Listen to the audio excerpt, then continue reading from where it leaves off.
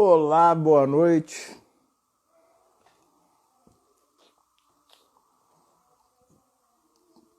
Estão me ouvindo? Me vendo? Duda entrou, deve estar morrendo de saudade do internato comigo, né, Duda? Com certeza. O Vinícius.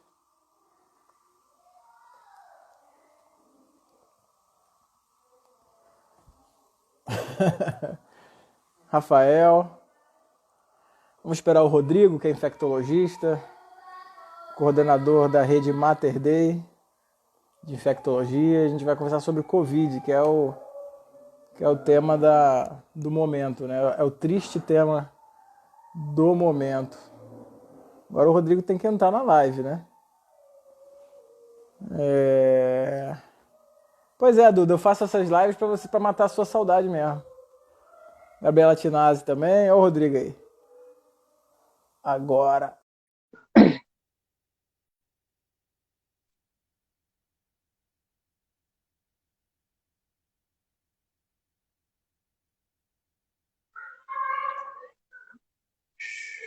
Vamos ver se a internet está funcionando.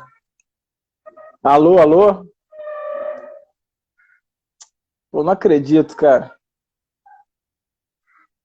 Será que a internet vai ficar ruim de novo? Igual ontem?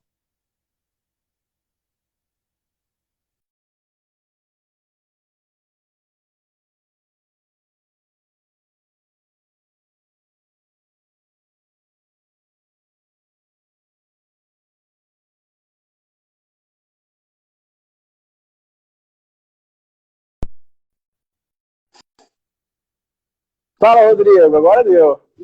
E aí, fera, tudo bem? Tudo bem? Boa noite. Tudo calmo aí? Tudo calmo, cara. Belo Horizonte está muito calmo, né? Um dos melhores cenários de Covid do Brasil, né? E Minas Gerais, na verdade, está com um cenário, um dos melhores do Brasil, né? Assustadoramente calmo, né? Assustadoramente calmo. Tá todo mundo aqui com uma interrogação do que vai acontecer. Nós já estamos descendo a nossa curva, vamos ter uma segunda onda. Vamos ficar nesse isolamento social de forma horizontal, vamos começar a verticalizar, a estruturar a saída, né? Peraí, cara, Muita coisa. você tá no meio da live já, não tá nem começando ainda, cara. Eu sei, mas já tá resumindo já. Já entrando de sola, cara. Ô, Rodrigo, só pro pessoal aí, aqui, ó o seu tio aí. Oi! E aí, Brás? Beijo então, pra só você, pra... menino. Vem cá, filha. Olha o tio Rodrigo aí também, ó. Cadê a Serena? Aí. Ei, Serena. Aqui, só para contextualizar aí pro pessoal, acho que tem um grupo de alunos aí da faculdade do Unifagoc, da UFV também, de outros lugares, para ver. Vocês estão vendo que o nome dele é Rodrigo Farnetano, então eu sou o segundo melhor médico da família Farnetano. O primeiro é o Rodrigo, sem falar no pessoal da Itália, que talvez, se a gente levar em consideração de alguns italianos médicos, eu caio para terceiro ou quarto. Mas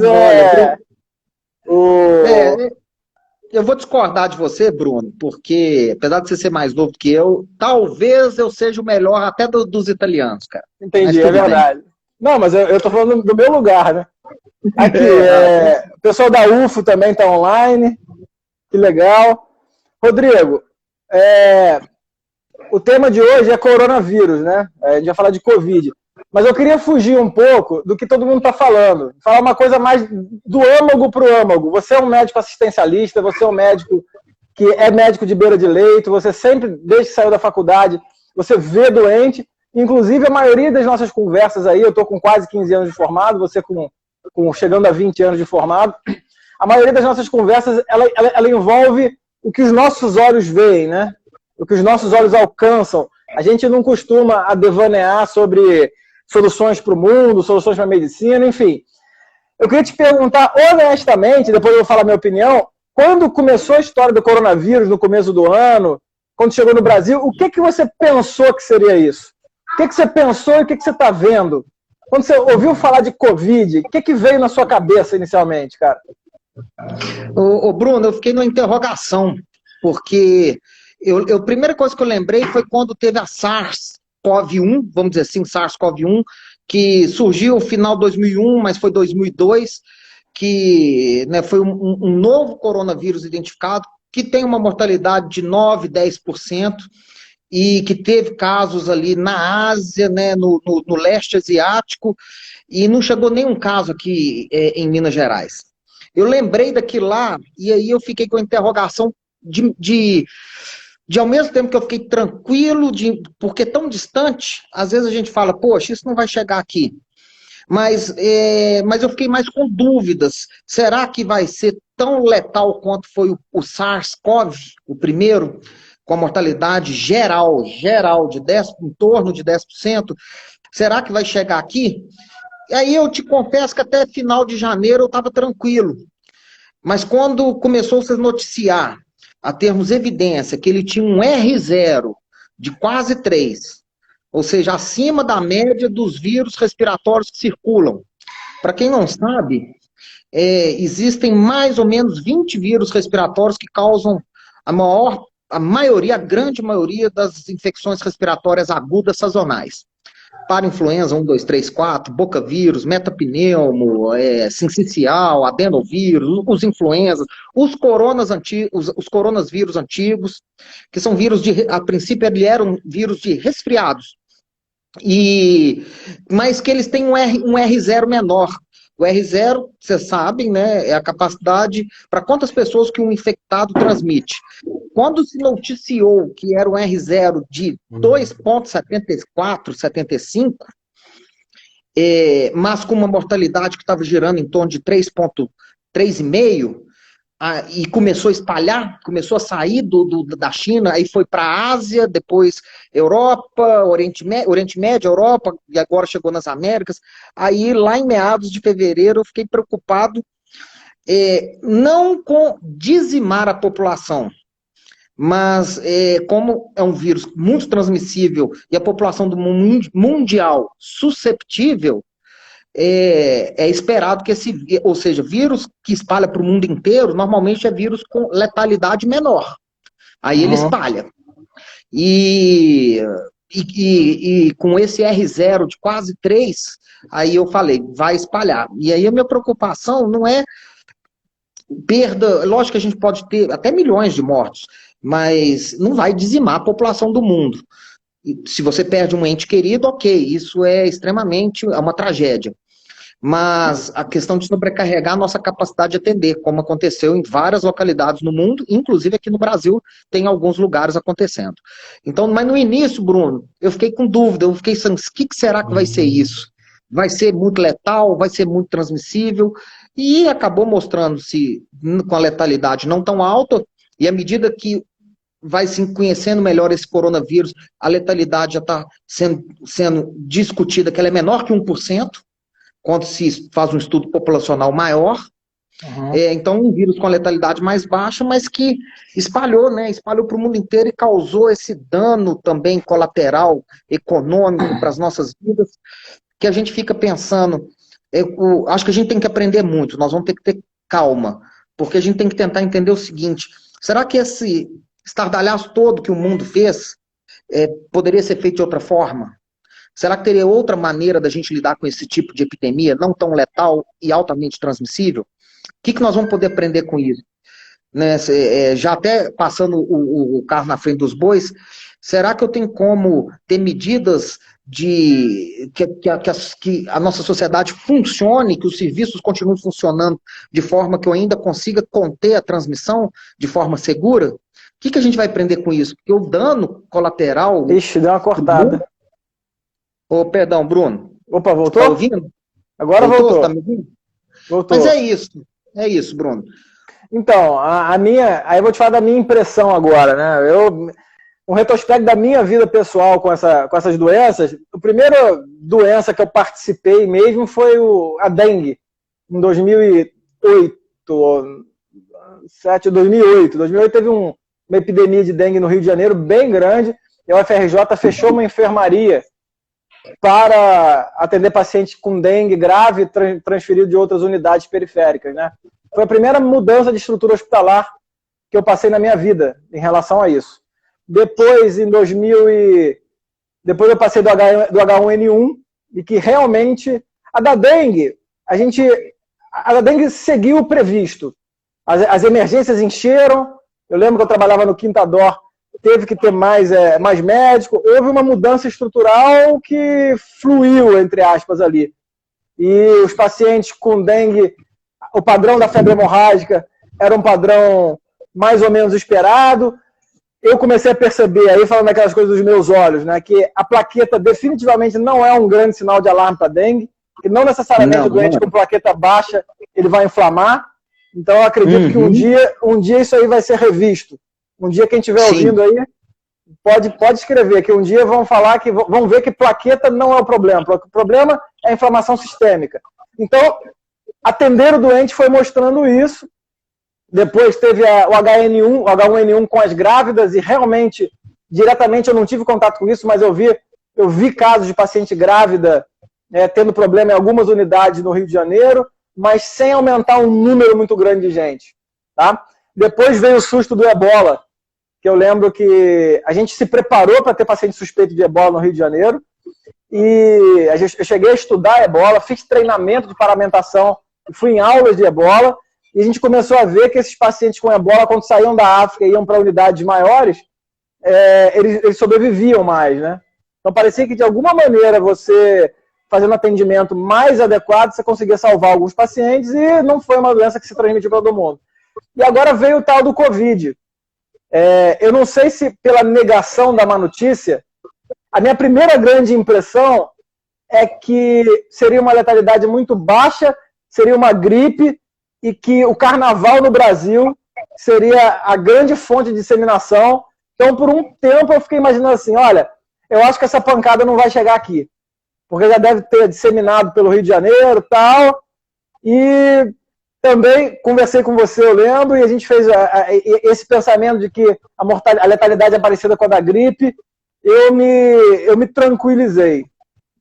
Mas a realidade se impõe. De 3 semanas para cá, o que eu tenho visto no Rio de Janeiro é assustador, cara.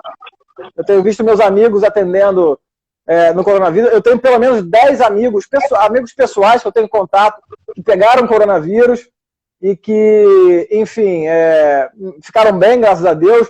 Alguns relatando uma mialgia intensa, uns sintomas, a tal da anosmia e da egeusia, né, que é parar de sentir cheiro e gosto, que parece ser algo não patognomônico, mas algo muito relacionado ao Covid.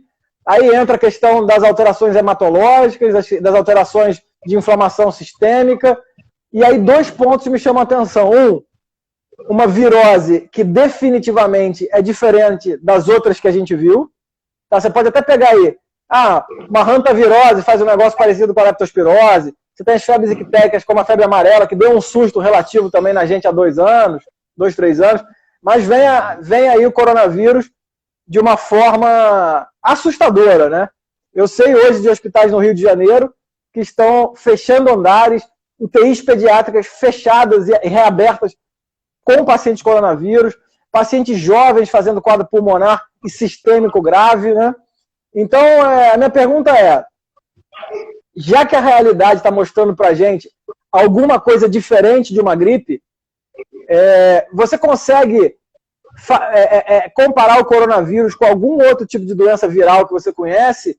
E o que esse coronavírus está te mostrando do ponto de vista fisiopatológico de diferente aí? Eu até acho que esse coronavírus é parecido com outros vírus respiratórios, mas que a gente não sabe ainda. Porque nunca se estudou tanto sobre um vírus. E o coronavírus, ele está se mostrando que ele tem várias facetas. Ele pode ser uma doença viral aguda, às vezes que vai ser realmente um quadro brando, que não vai assustar tanto o doente. Ele pode ser um quadro subagudo, até crônico. Ele pode causar uma pneumonia viral crônica, pode ter acometimento gastrointestinal, neurológico, cardíaco, miocardite, propensão a eventos trombóticos, que não é exclusivo, né, do coronavírus, porque, na verdade, uma série de quase que qualquer agente etiológico, viral, bacteriano, em quadros graves, pode desencadear um quadro de hipercoagulabilidade, de CIVD, né? Vários outros agentes etiológicos, você às vezes pega uma gripe e tem uma cefaleia intensa, pode ser um grau de encefalite, né? A leptospirose pode causar uma meningite asséptica. Então, quando você tem um quadro viral, intestinal, por um enterovírus e tem uma cefaleia muito intensa, às vezes até com alguma outra manifestação neurológica, pode ser uma encefalite. O Zika, acho que é um exemplo muito bom de um vírus, de uma arbovirose que causa quadro de infecção no sistema nervoso central e quando ele está em esqueci formação... da Zika. Exatamente. Então, assim, não é exclusividade do coronavírus causar eventos trombóticos, miocardite, a dengue causa miocardite, uma possível encefalite, mas é um vírus que está mostrando que ele pode ter um comportamento, às vezes, um pouco crônico, quando complica, a pneumonia pelo vírus pode ser subaguda a crônica, acometimento gastrointestinal, e está se estudando tanto o coronavírus que eu acho que depois a gente tem que também estudar desta mesma forma outros vírus. Vou dar um exemplo. Essa questão do portador assintomático do coronavírus, qual que é o papel dele na disseminação para a sociedade? Não sabemos. Tem pessoas que você pode identificar o vírus, ela está assintomática. Você pode fazer o PCR, nasofaringe, orofaringe, identificar o vírus. Eu não sei se é só fragmento de RNA de vírus morto. E eu não sei se ela realmente tem vírus vivo transmitindo. Mas aí fica uma questão. Ser portador de micro-organismos, muitas vezes patogênicos, portador, por exemplo, da Neisseria meningitidis, bactéria da meningite meningocócica ou da meningococcemia. Uma porcentagem da população é portadora. Ser portador, será que se eu pegar e fizer um painel molecular respiratório, que rastreia hoje, em média, 20 vírus respiratórios, os mais comuns que causam infecções respiratórias sazonais no mundo, será que se eu pegar 1 milhão de pessoas saudáveis e fizer esse painel molecular, quantos que eu vou identificar com adenovírus? Com rinovírus? Com parainfluenza 3? Com metapneumovírus? O que significa isso? Porque nós estamos fazendo tanto exame para coronavírus e nunca se fez tanto exame para um agente etiológico na história, que a gente está identificando um monte de portador, lembrando que ser portador de micro-organismos faz parte da natureza do ser humano, e a gente tem que tentar ter calma para tentar entender o que significa isso, e a gente tem que começar a estudar isso para os outros agentes etiológicos. Agora, você falou uma questão aí muito, muito interessante, Bruno, dessas epidemias que a gente viveu. Quando a gente teve o H1N1, essa realmente foi uma tempestade em copo d'água, mas era uma novidade. Né? Não teve tantos mortos no mundo, eu não lembro aqui de cabeça se foi 30 mil mortos no mundo, uma coisa assim, foi muito pequeno. Foi realmente muito menor do que se esperava e uma mortalidade muito menor do que se esperava. Inclusive, a mortalidade do H1N1 é a mesma do influenza A H3N2, o sazonal. Gira em torno de 0,04 a 0,5%. Depois do H1N1, mas o H1N1 assustou o mundo. Mas a gente não aprendeu. Muitos países, principalmente emergentes, não aprenderam na questão de prevenção e se preparar. Se preparar para epidemias que vão continuar vindo cada vez mais frequentes. O mundo cada vez mais populoso, as pessoas transando de um lugar para o outro com muito mais facilidade. Então, virão novas epidemias. Depois do H1N1, cara, em 2010, nós tivemos a maior epidemia do estado de Minas Gerais e de Belo Horizonte de dengue. Aí depois, em 2013, 3 anos depois, outra epidemia gigante de dengue aqui no estado e Belo Horizonte. 2016, a maior da nossa história de dengue. 3 anos depois, 2019, outra epidemia de dengue. Aliás, a de 2019 foi a maior da história, ou seja, a cada 3 anos, mais ou menos, 2010, 2013, 2016, 2019, 4 grandes epidemias de dengue em Minas Gerais e Belo Horizonte. Gigantescas. Aqui, Bruno, ultrapassando em muito a capacidade de qualquer serviço público e privado se atender. Mas o que aconteceu com 2019? Nós aprendemos com as outras epidemias. E a gente se preparou, nós fizemos planos de contingência, planos de catástrofes, planos para atender o retorno de dengue rápido, sinalizar esse paciente, atender ele rápido no pronto-socorro, aumentar o contingente de colaboradores nos horários de pico, no momento da epidemia. As equipes médicas se preparavam, nós aprendemos. Hoje, aí eu vou dar o recado que a gente não aprendeu com H1N1 e estamos tendo que aprender no meio do caminho com o coronavírus.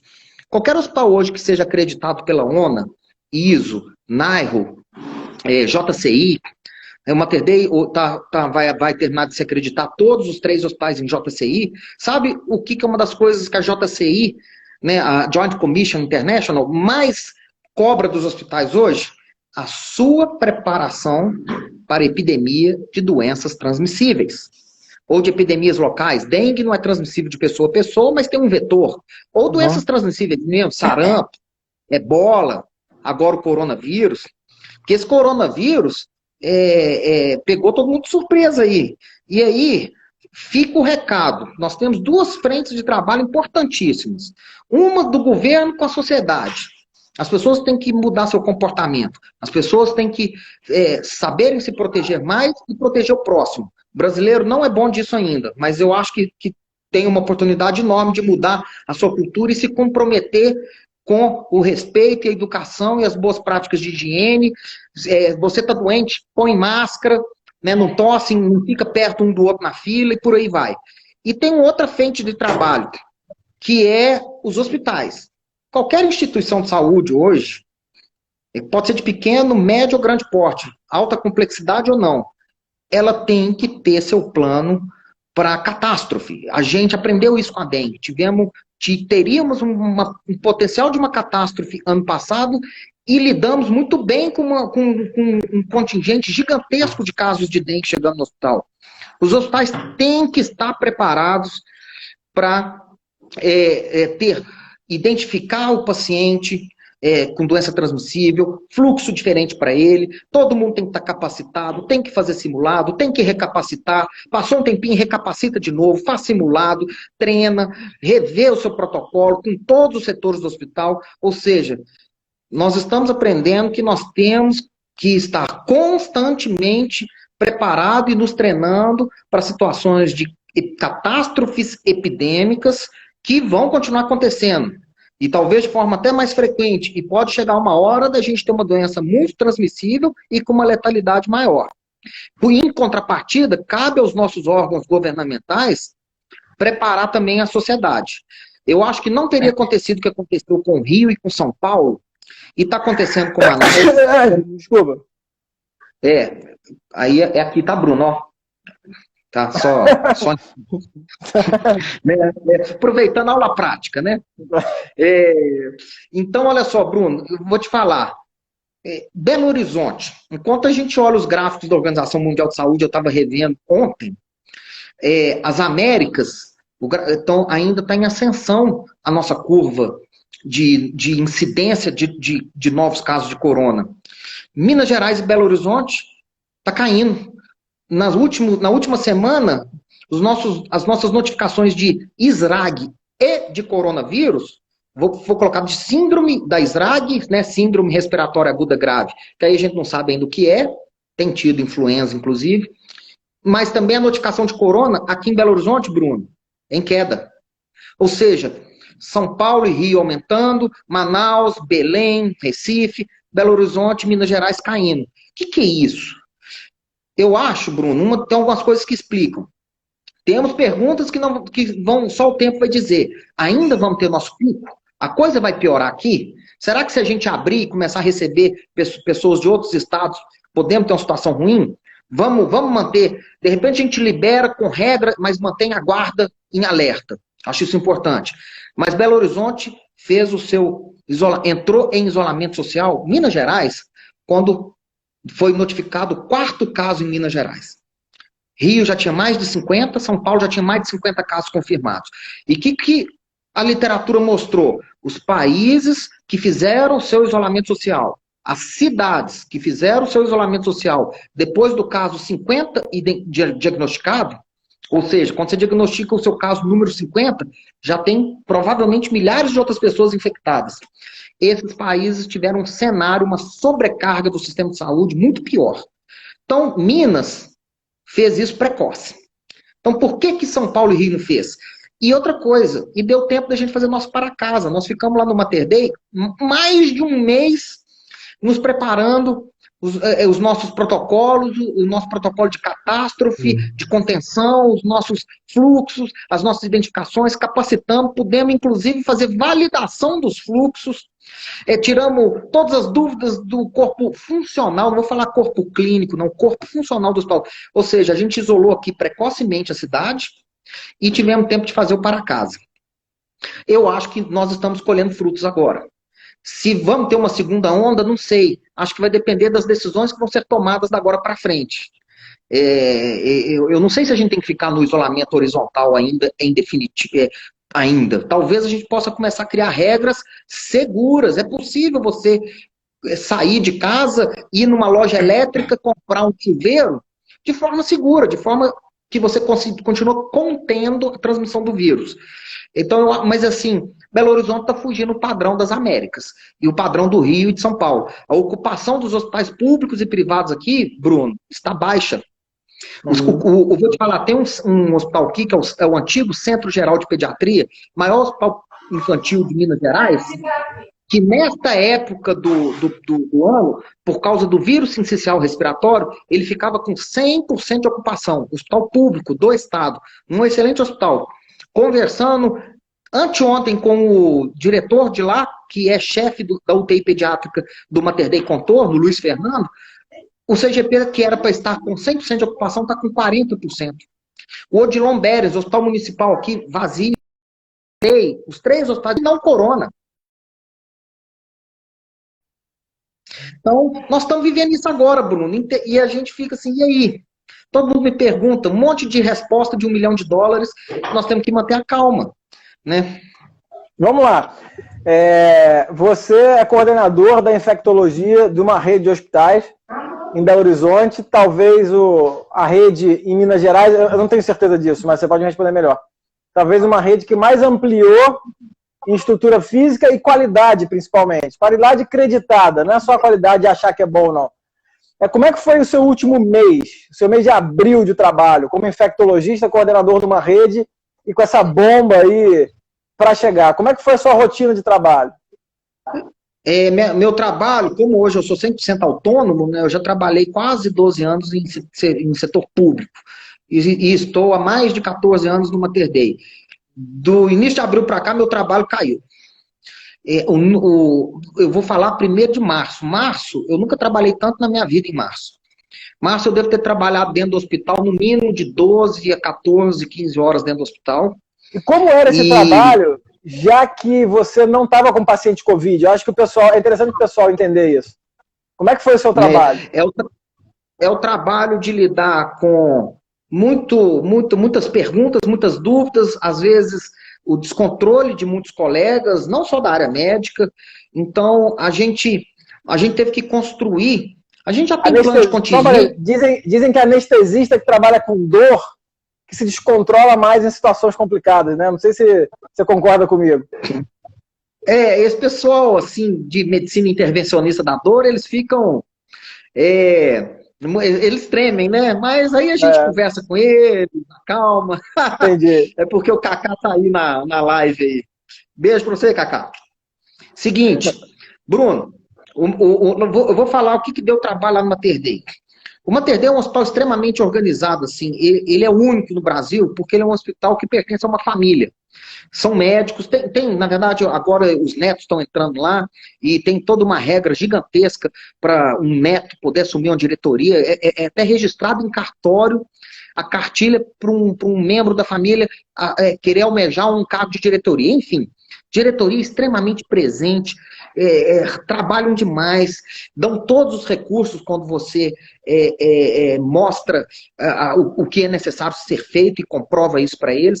Então, foi criado um comitê de crise, já existe isso, o comitê de crise foi acionado com as lideranças do hospital, a alta direção, a nossa coordenadora do controle de infecção do Mater Dei participando, e a gente teve que criar um protocolo para atendimento, não só de manejo clínico. O que mais deu trabalho é definir a identificação do paciente, o fluxo desse paciente, áreas estanques de Covid, definir os EPIs de acordo com cada atividade que o profissional executa. Por exemplo, procedimentos que geram aerossol, você vai usar EPI máximo de Covid, mesmo em paciente não suspeito, por causa dessa interrogação do portador assintomático. Se eu faço um procedimento que gera aerossol, eu não posso me expor nem ao paciente suspeito. Só de fluxos, Bruno, só de fluxos dentro do hospital, fluxo para tudo, cara, para gestante que chega na maternidade com febre, para pessoa que vai lá fazer um ultrassom, para o cara que vai internar, o suspeito de Covid que vai descer de elevador, vai para um centro cirúrgico, para um ultrassom, para uma tomografia, para o CTI. Foram 63 fluxos. E o nosso protocolo, nós já estamos na 9ª versão do nosso protocolo. E as dúvidas, e aí as reuniões com as equipes médicas, com as equipes não médicas, com a alta direção, comitê de crise, as dúvidas, WhatsApp, telefone. Eu cheguei a ter uma semana que eu recebi, em média, 70 ligações por dia, 1000 WhatsApps por dia. Então eu ficava boa parte do meu tempo no telefone, respondendo no WhatsApp, nas reuniões, construindo os protocolos, lendo a literatura, lendo os guias, as recomendações, principalmente de Organização Mundial de Saúde, CDC, Ministério da Saúde. Então foi um trabalho mais de suporte técnico e referência, não de atendimento de doente. Mas trabalhei muito em janeiro e a coisa não chegou. E nós saímos da fase de medo e estamos agora na fase de aprendizado, porque o conhecimento aumentou. Então, as dúvidas também pelo WhatsApp, tanto de pessoas leigas, pacientes, quanto também dos colegas, reduziu. E como o hospital está vazio e eu sou autônomo, eu estou trabalhando pouco esses dias. Estou trabalhando 6 horas por dia. Né, o hospital está vazio, e muito menos sobrecarga no telefone e no WhatsApp. Abriu, a coisa tranquilizou. E aí dá uma sensação estranha, assim, será que realmente o nosso pico passou? Ou será que nós achatamos a curva e jogamos o pico lá para frente? Quanto tempo nós vamos viver assim?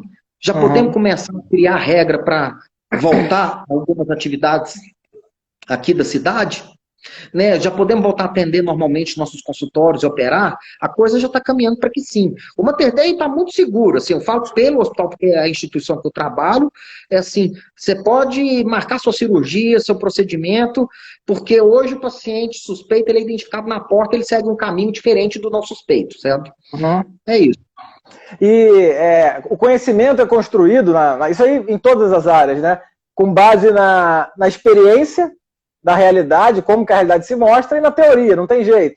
O médico, ele tem que acreditar, isso é muito doido, porque nós somos obrigados desde cedo a acreditar em coisas que a gente não está vendo. Exemplo, o captopril. O captopril vem do veneno da víbora. Ele é um antihipertensivo que faz, além de diminuir a pressão, ele faz proteção renal em determinados pacientes. Você acredita nisso sem ver. Você não vê isso. Então, o nosso dia a dia, ele, depois que as pesquisas em medicação, em tratamento aumentaram, ele cai no invisível, o que não era muito assim. Se você for pegar, por exemplo, os trabalhos da insulina, foi até um ortopedista que começou a estudar a insulina, quando foi usada a insulina sintética para a primeira vez, o médico dava insulina para aqueles diabéticos tipo 1 e todos eles começaram a sobreviver, cara. Então você fazia o remédio e você via o que estava acontecendo. Durante muito tempo a medicina foi assim. Você fazia e via. Você fazia e via. É claro que isso aí é numa época onde a gente não tinha essa ferramenta, que é a medicina baseada em evidências, que vem aí trazendo uma segurança e uma qualidade na medicina jamais vista. Só que a medicina baseada em evidências, ela tem um problema. Porque baseadas em quais evidências? São sempre evidências em cima do mundo real e do que há de concreto. Quando você pega uma pandemia de um vírus que, apesar das similaridades com outros vírus, e você comparar similaridades, pegar uma experiência prévia, é válido sim, mas você não sabe o que vai acontecer. Como que um infectologista com 20 anos de trabalho, com 14 anos de uma rede hospitalar, que não passou por nada semelhante, ou melhor, você falou sobre a dengue, talvez tenha tido uma semelhança. Como é que você lida com essa questão da sua experiência prática, da ausência de evidência científica comprovada, com uma série de trabalhos que vão saindo com efeitos duvidosos, mas talvez apontando um caminho, né? A gente pode chegar e falar, não tem... Quando eu falo assim, não tem evidência para isso. Talvez não tenha evidência, mas talvez passe a ter um dia, e entre eu falar para você, mas tudo bem, aí você pode falar, peraí, Bruno, mas você não pode acreditar que vai ter e sair usando, você pode ser nocivo ao paciente, ou seja, nós estamos no meio de um caos. E aí eu gosto de uma frase do Ortega y Gasset, que é um filósofo, que ele fala que o primeiro passo para você se inserir no caos é você entender que você está no caos e evitar montar cortinas fantasmagóricas na sua frente que te iludam em direção a uma verdade. Por exemplo, olha, não tem nenhum remédio, eu não vou usar. Olha, não tem... ou melhor, fez um estudo tal que deu o remédio, eu vou usar. A gente está num momento único, para nós que somos médios da atenção, de termos que tomar decisões cada vez mais individualizadas. Então, no final das contas, essa confusão toda, esse caos inteiro, ele se resume à hora que você vai estar, de fato, inserido no problema, que é de frente para o doente. Como é que você enxerga esse cenário que eu te falei, da medicina baseada em evidência, que é o seu guia para antimicrobiano, quando você fala, por exemplo, sobre usar tanto tempo de antibiótico, não usar, dosar nível sério de antibiótico, você está se baseando em estudo bem feito. E agora você está inserido num potencial de caos onde não tem estudo. Não é que não tem estudo bem feito, não deu tempo para ter. Eu acho que eu me alonguei um pouco, mas eu já te dei informação o suficiente para você construir aí a resposta. Então vamos lá, tentar ser objetivo. Infelizmente, muitas vezes os gestores de saúde não têm a experiência no caos, né, ou a experiência clínica, a experiência beira de leito, de consultório. O pesquisador também, às vezes, não.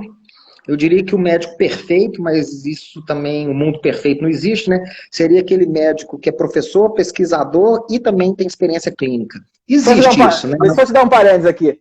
Eu fui numa palestra do editor do Cécio, do livro de Clínica Médica. Ele foi até a FRJ e assistiu a palestra. O que mais me chamou a atenção é que ele falou assim, eu acho interessante que o médico brasileiro, aí ele usou um termo do futebol americano, que é aquele cara que, futebol americano, o cara que ataca, ele tem que ser leve e rápido para correr, o cara que defende tem que ser forte.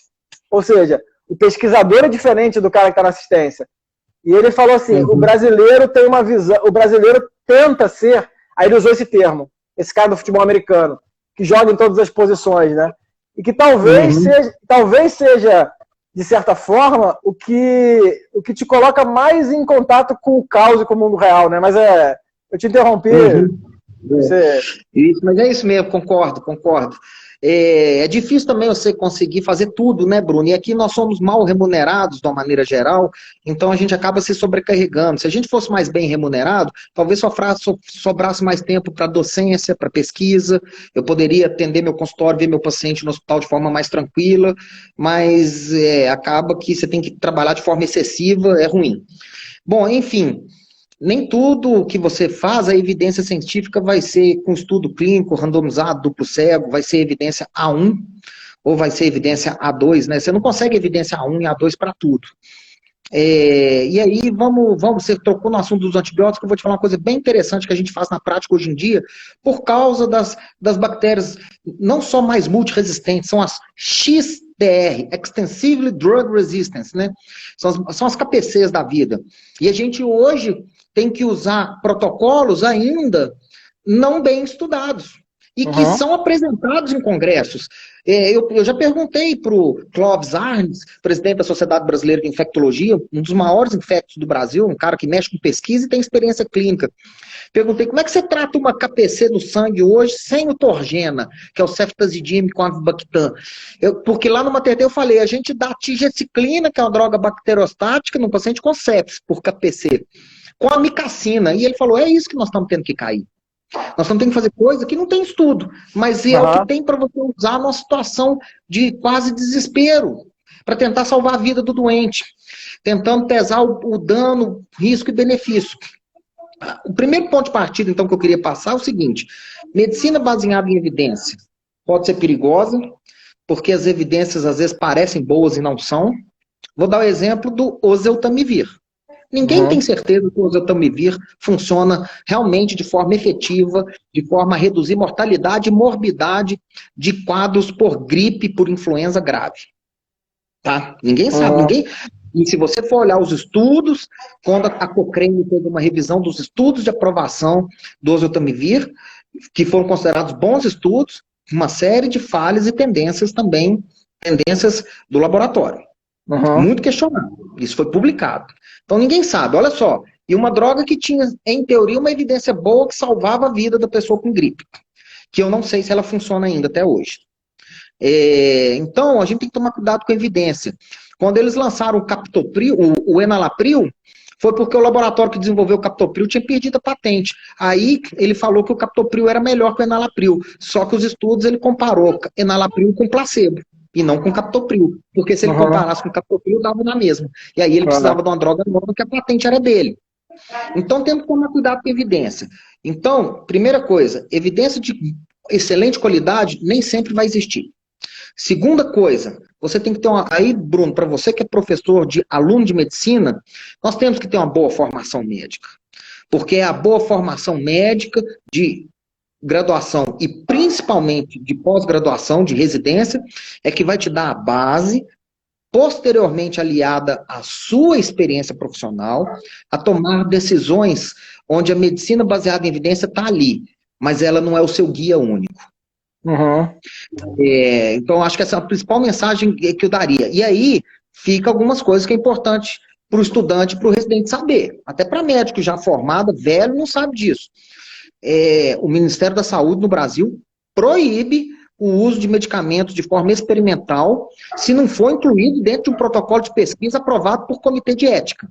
Uhum. Então, para usar a hidroxicloroquina ou a cloroquina, o Ministério da Saúde, a mesma ainda ela estando em estudo, ele liberou uma nota falando, no meio desse naufrágio coletivo mundial, eu libero sobre avaliação médica que você indique a hidroxicloroquina, porque é o que a gente tem de evidência hoje, é o que a gente pode fazer hoje.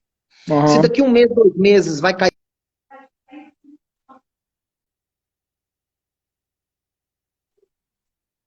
E peraí que deu uma cortada.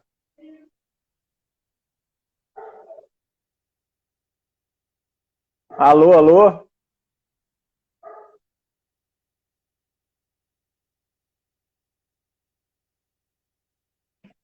Travou aí para todo mundo? Ou só para mim?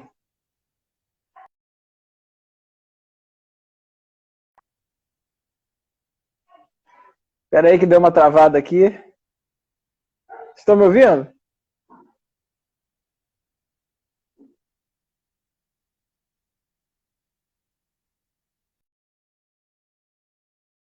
Voltei. Voltou. Ixi. Tô te ouvindo, cara.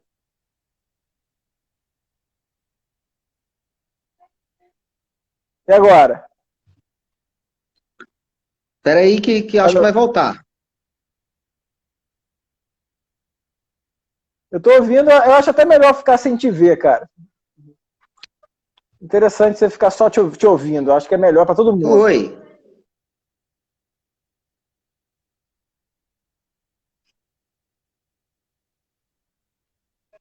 A voz tá saindo? Vocês Tá estão me me ouvindo, ouvindo? Rodrigo?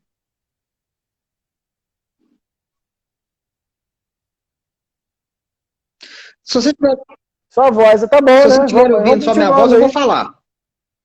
Tá dando para ouvir, Sandrinho? Então eu vou continuar falando. Tá. Isso. Parou? Não, eu vou continuar falando aqui, Bruno. Então é o seguinte. A Tá. imagem minha que travou aqui tá até boa. Fiquei bonito.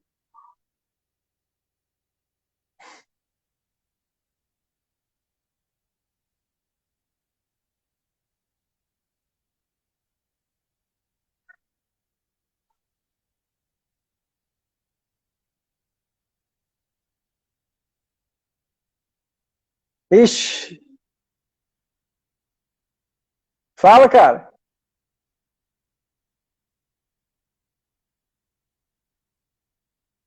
Tá travando mesmo.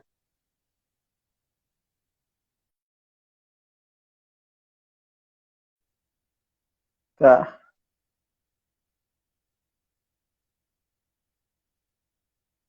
Vou chamar de novo.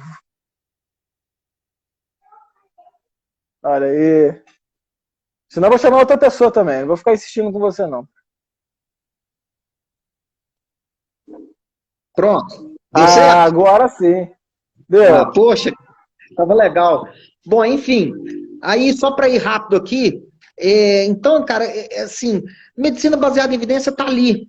Temos que ter uma boa formação e a experiência conta também. Eu vi vários posts seus no Instagram, Bruno, falando muito bem, né? A gente vai ter medo quando formar, vai ter medo durante a residência, quando terminar a residência vai ter medo.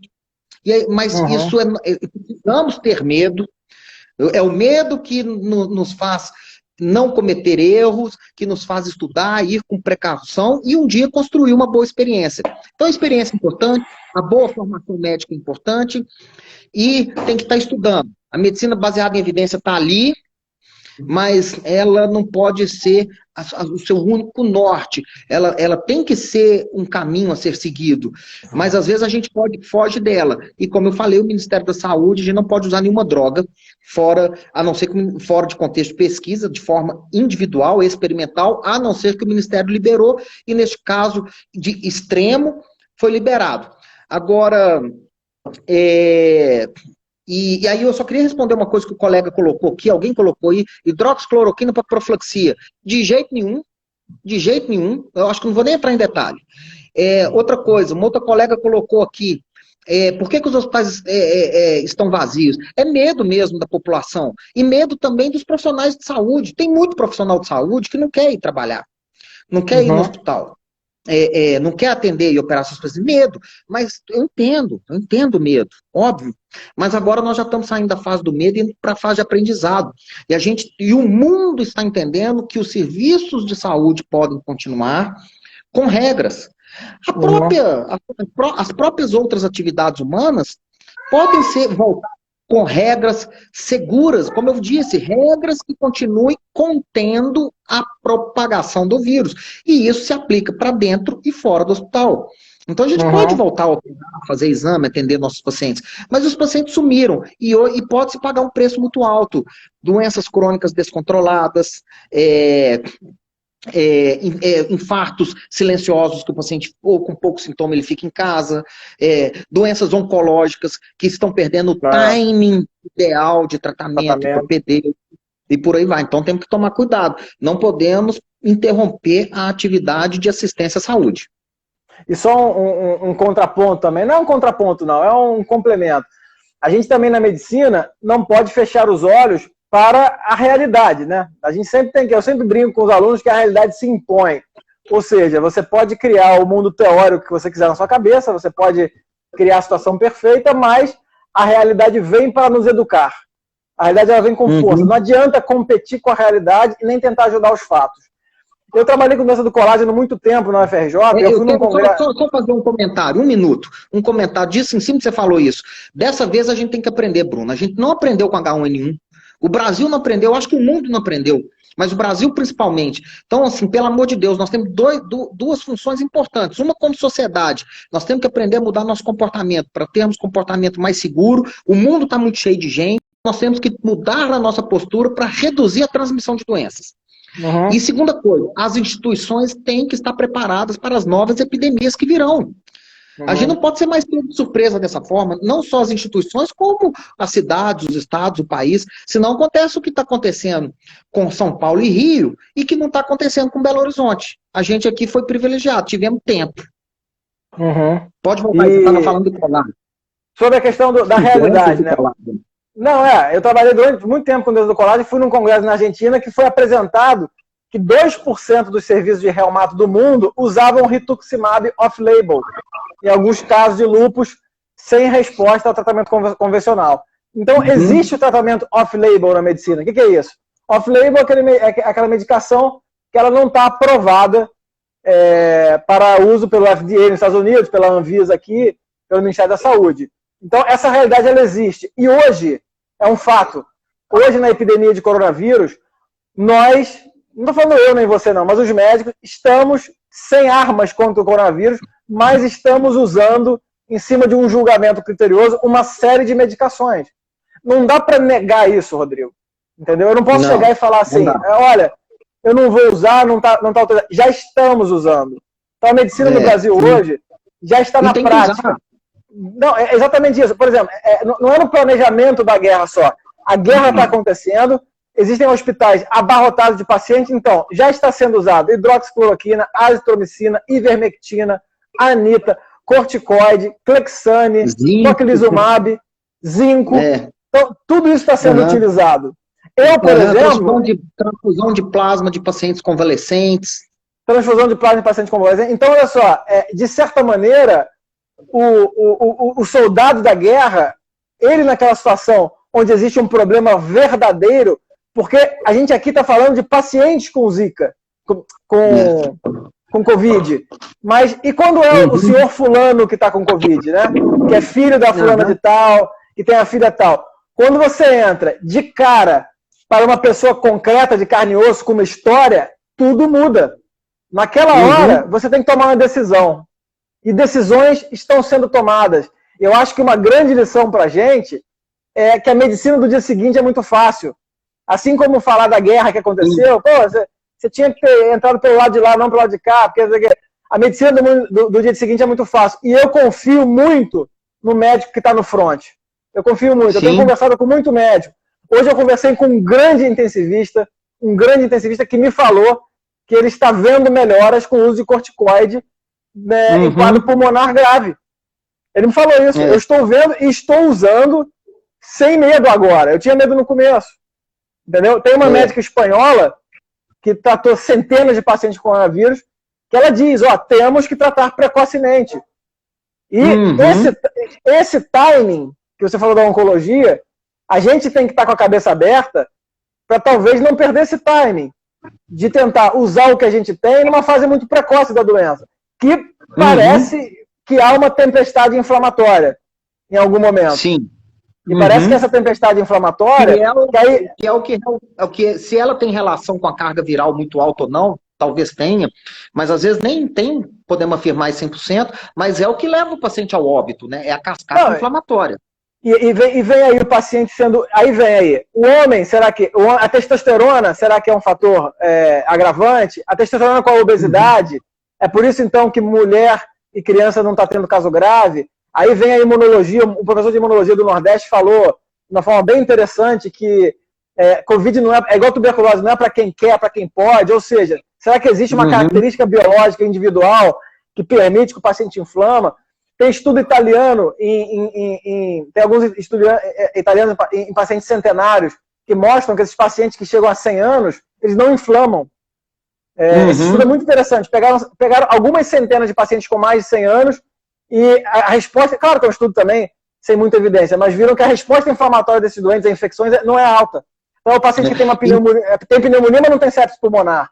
Tem infecção urinária, mas não tem sepsis urinária. A longo prazo, médio e longo prazo, tem muita linha de pesquisa interessante em cima do Covid.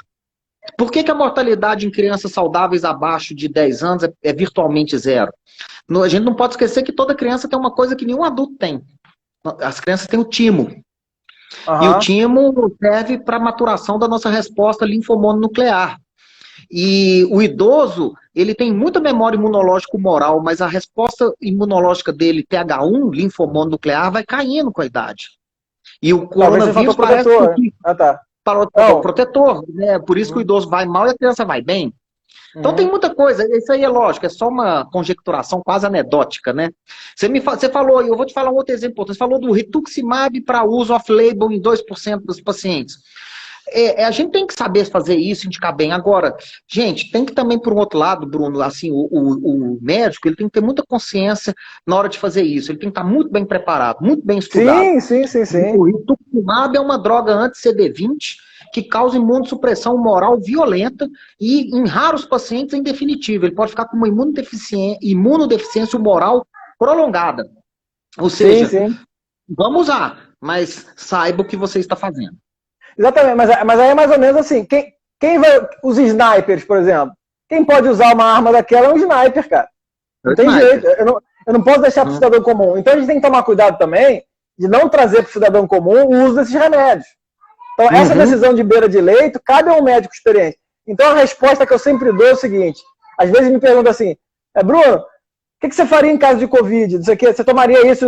A minha resposta é, eu procuraria um médico da minha confiança. Hoje, se eu pego Covid, ou se eu tenho um paciente com Covid grave, eu vou acessar os estudos, mas eu vou ligar e vou procurar os médicos que estão da minha confiança, que estão tratando esses casos. Eu acho que essa experiência de beira de leito era fundamental. Só para me comprometer aqui um pouco, já que é para me comprometer também, o que eu estou fazendo em mim? Eu estou tomando vitamina C e zinco. Perguntar do zinco aí, eu não tenho a menor ideia se ajuda, mas eu estou tomando aí, vou tomar por 1 ou 2 meses um pouquinho de vitamina C e zinco, tá? Não, tá certo, Bruno. Eu acho que você já tem vitaminas E e zinco suficiente na sua alimentação saudável. Não sei mas se sai isso no vai xixi. funcionar. Sai no xixi, não tem problema. Temos que lembrar que vitamina em excesso, aí não é o caso de 6 e 5 não, né? Mas por excesso de vitamina D dá problema e por aí vai. Enfim, agora, eu só assim falando, uma droga que parece, assim, estudos com a hidroxicloroquina estão conflitantes, né? Não faz diferença nenhuma na mortalidade para pacientes com a mesma gravidade, comparando placebo com hidroxicloroquina com pacientes da mesma gravidade, e tem tudo mostrando esse não sabemos. Mas uma droga que eu acho que vai ser promissora, eu acho que é o Remdesivir, que foi uma droga desenvolvida pela Gilead, que está em pesquisa e está mostrando realmente o pessoal da SBE, o Guilherme da SBE Academy está aqui, ele tem uns cursos de medicina baseada em evidências com o José Neto, é um curso que eu estou fazendo, você conhece o José Neto? É um curso fantástico. Se eu começar a falar as coisas off-label aqui, ele vai ficar puto comigo. Ele sabe que eu gosto dos negócios meio off-label aí, mas aqui agora vamos voltar a falar. Vamos voltar a falar das coisas do permitido aí. Na nossa equipe lá no Mater Dei, a gente fala muito assim que discordar entre médicos, entre profissionais, não só da medicina, é salutar, desde que seja de forma respeitosa e responsável. A gente precisa discordar, é assim que se fomenta muitas teorias e pesquisas e o conhecimento avança. Pois é, e vem cá, você tem alguma experiência com doente de Covid para contar que você acha interessante? É uma experiência até mais do hospital, que como eu falei, né, o hospital está tendo muito pouco caso. Então, sim, eu mesmo já atendi alguns casos de Covid, suspeitos, alguns confirmados, mas muito pouco. Eu vou te falar que eu não atendi 10 pacientes, eu pessoalmente, mas eu sei dos casos do hospital. E aí um caso muito interessante, que nós tivemos um paciente muito grave lá no hospital, confirmado, que evoluiu para uma pneumonia crônica, com vidro fosco, começou com aquele padrão periférico e evoluiu para uma insuficiência respiratória, ficou em ventilação mecânica 20 e tantos dias, eu não vou saber precisar, 20 e tantos dias, fez circulação extracorpórea e recebeu alta do CTI esta semana. Bem. Isso é fantástico, né?